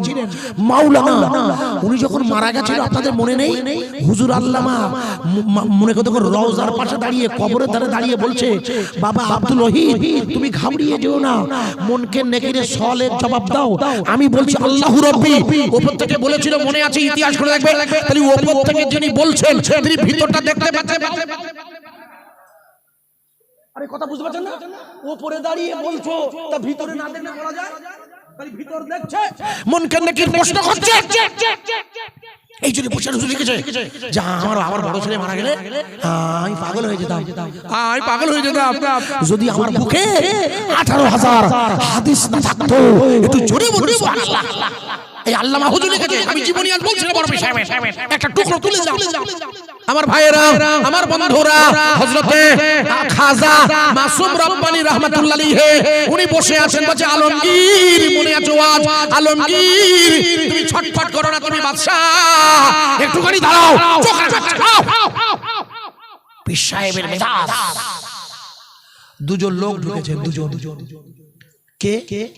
প্রথম লোকটার নাম হলো হযরতে মুস্তাফা রহমাতুল্লাহ আলাইহি, যার আসল নাম ইতিহাসে পড়েছেন হযরতে মুস্তাফা মাদানী, দাদা হুজুর কেবলার পঞ্চমতম উর্দু পুরুষ, যার দোয়ায় দাদা হুজুরের জন্ম হয়। ইতিহাসে এসেছে, বসিরানের আল্লামা লিখেছে, এই মুস্তাফা মাদানী নাম শুনেছে? হ্যাঁ না বলেন আগে। শুনেননি? এনার রওজা কোথায়? সামনে না, বাংলা। এনার রওজা হচ্ছে মেদিনীপুরে। ওনার রওজা কোথায়? পাগলা, মেদিনীপুরে। ওনার রওজা হচ্ছে মেদিনীপুরে। ওনার এইজন্য ওনার জওহরলাল নেহরু বলেছিল এখানে মাদানি আছে, মাদানি। জওহরলাল নেহরু এসেছিল না খবরে, এই মেদিনীপুরে। ওনার দুই ছেলে ছিল, একটা বড় হযরত, একটা ছোট হযরত। দাদা হুজুরের কবরের মধ্যে গিয়ে দেখবে একটা ছোট্ট বাচ্চার কবর আছে, ওটা ছোট হযরতের কবর। ওই ইতিহাস আমি বলছি না, আমার বক্তব্য হলো বাংলা থেকে যাচ্ছেন, দেখছেন খাজা মাসুম, আর যে খাজা মাসুমের হাতে হাত দিয়ে হযরতে মুস্তাফা মাদানী বায়াত হয়েছিলেন, সেই দিন বাদশা আলমগীর একই দিনে দিল্লির জামে মসজিদে বায়াত হয়েছিলেন। বাদশা আলমগীর হলো ফুরফুরা শরীফের মুজাদ্দিদে জামান, দাদা হুজুর কেবলার উর্দুতম পুরুষ মুস্তাফা মাদানীর পীর ভাই। এই বাদশা আলমগীর ভালো করে শুনেন ছোট্ট করে, উনি বসে আছেন দিল্লির জামে মসজিদের পাশে ওনার বাড়িতে। সেদিন ছিল ঈদুল ফিতরের রাত, ঈদের রাত। উনি বসে বসে কোরআন শরীফ লিখছে। হঠাৎ ওনার একটা মাত্র ছেলের নাম হলো মোহাম্মদ। এসে বলছে, আব্বা, আমার আব্বা, আমার ছোট ভাই, আমার ছোট চাচা তারা, আমার ছোট চাচা মুরাদ, আপনার বড় চাচা সুজা, এদের ছেলে মেয়েরা ঈদের জামা কিনেছে, আপনি আমাকে ঈদের জামা দেবেন না? বলছে, বাবা, তুমি তো জানো আমি কোরআন শরীফ লিখে লিখে সংসার চালাই আর টুপি সেলাই করে। বাবা, আমি তোমার জন্য কোরআন লিখছি। আল্লাহ চাইলে আগামীকাল সকালবেলা দিল্লির মিনা বাজারে আমি কোরআন শরীফ বেচে তোমার জন্য নতুন জামা কিনে দেব। ইতিহাস খুলে দেখবেন, আমি নিজের চোখে ওই কোরআনটা দেখেছি। আল্লাহ দেখিয়েছেন ওনার লেখা হাতে সূরা ফাতিহা। হযরত বাদশাহ আলমগীর রাহমাতুল্লাহ আলাইহি উনি বসে বসে ছেলের জন্য কোরআন লিখছে। হঠাৎ একটা মেয়ের কণ্ঠস্বর, মেয়েটা চিৎকার করে বলছে, আলমগীর। বাদশাহ আলমগীর অবাক, কে আমার নাম ধরে ডাকে? কোরআন লিখছে আবার। আলমগীর বাদশাহ, আমি তোমার এক প্রজা, বড় মুসিবতে পড়েছি, তুমি কোথায় আছো? একটু বাইরে এসো, না এলে কিয়ামতের মাঠে তোমার বিরুদ্ধে অভিযোগ করব। যেই কিয়ামতের নাম শুনেছে বাদশাহ আলমগীর বলে, মুহাম্মদ ও আমাকে আগামী দিন আমার বিরুদ্ধে অভিযোগ করবে। মামা, আমার বাবা, চলো বাইরে যাই। বাইরে এসে দেখে ঘোড়ার পিঠে একটা মেয়ে দাঁড়িয়ে আছে। ঘোড়ার পিঠে লাগাম ধরে মেয়েটা বলছে, বাদশাহ, বাদশাহ, আমার নাম হলো শকুন্তলা আর আমার আব্বার নাম লালারাম। আমি আপনার হিন্দু প্রজা। শুনেন শুনেন শুনে শুন, আপনার তিনজন সেনাপতি আছে, দুজন হিন্দু, যশবন্ত সিং আর জয় সিং। আপনার মুসলমান সেনাপতি আমাকে জোর করে বিয়ে করতে চায়। আমি লম্বা ইতিহাস বলছি না, ছোট্ট করে বিদায় নেব। আমি অনুরোধ করেছিলাম এদের কাছে। বাদশাহ আলমগীর রাহমাতুল্লাহ আলাইহি ছেলেকে বলল, খোকা, আর এখানে দাঁড়ানো যাবে না খোকা। মেয়েটার কাছে জিজ্ঞেস করে, তোমার বাড়ি কোথায়? উনি ঘরের মধ্যে ঢুকে গেলেন। উনি রাতের বেলা তাহাজ্জুদের নফল নামাজ আদায় করে নিয়ে দিল্লির জামে মসজিদে এসে মোহাম্মদকে বলছে, আব্বা, আগামীকাল ঈদ হবে, সবাই আমার খোঁজ করবে। তুমি বলবে আমার আব্বা এক মাজলুম নারীর হেফাজতে বেরিয়ে গিয়েছে। ঘোড়ার পিঠে চেপে যেতে যেতে ফজরের ওয়াক্ত হয়ে গেছে, ঈদের নামাজ শুরু হয়েছে। লোকে ওনাই চিনে ফেলবে বলে উনি ধুলো আর বালি মুখে দিয়ে ছদ্মবেশের পোশাকে উনি নামাজ আদায় করে নিয়েছেন। রাস্তার ধারে ঈদের ময়দানে ঘোড়ার পিঠে যাচ্ছে, যেতে যেতে যেতে যেতে সারা দিন হয়ে গেছে।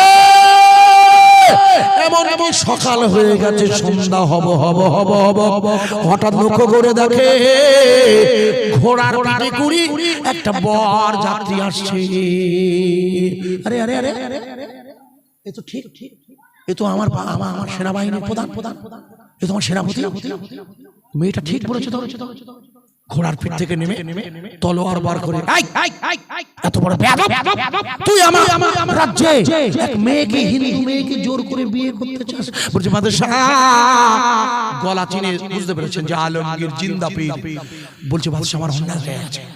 তোমার অন্যায় হয়ে গেছে, আমার কাছে কোনো অন্যায় করোনি। যাও যাও যাও। ওই মেয়েটার কাছে গিয়ে, মেয়েটার কাছে গিয়ে বলছে, মা, মেয়েটা বলে, একটু আগে আমাকে বিয়ে করতে আসছিল, আমার মা বলছে পৃথিবীর জমিনে মায়ের মতো আপনার কেউ হয় না। প্রত্যেক পুরুষ যদি পরের স্ত্রীকে নিজের মায়ের মতো দেখে, তাহলে কখনোই কোনো জেনা হতে পারে না পৃথিবীর জমিনে। রাসূল শিখিয়েছে, অন্যের মেয়ে দেখে তোমার শরীরে উন্মোদনা এলে বাড়িতে গিয়ে তোমার স্ত্রীর সঙ্গে মোলাকাত করবে। তোমার স্ত্রীর শরীর যা, ওই মহিলার শরীরটাও তাই। শুধু তোমার চোখের নেশার শয়তান তোমাকে কুপথে নিয়ে যাওয়ার জন্য সর্বক্ষণ দাঁড়িয়ে রয়েছে।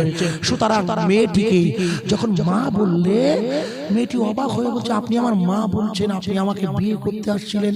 বলে, ওই দাঁড়িয়ে আছে দেখছো, বলছে হ্যাঁ ওকে, বলে দিল্লির বাদশাহ, দিল্লির বাদশাহ, বলে হ্যাঁ শাহেনশাহ আলমগীর, হ্যাঁ শাহেনশাহ আলমগীর, বলে আমি গত রাতে পৌঁছাতে গিয়েছিলাম, বলে উনি আমার সাথে কোনো কথা বলেন, উনি এসেছেন, আমি তো ভাবতেই পারিনি, বলে উনি এসেছেন এবং আমি অন্যায় করেছি, আমি স্বীকার করছি, তুমি আমায় মাফ করে দাও।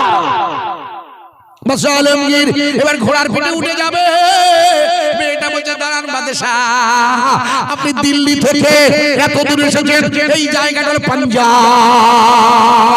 আপনি আপনার হিন্দু মেয়ের ইজ্জত বাঁচাতে এসেছেন, আপনার কাছে একটা মশলা জিজ্ঞেস করো, মশলা। বাদশাহ আলমগীরের নির্দেশে একটা কিতাব লেখা হয়েছে, নাম তার ফতোয়া আলমগীরি।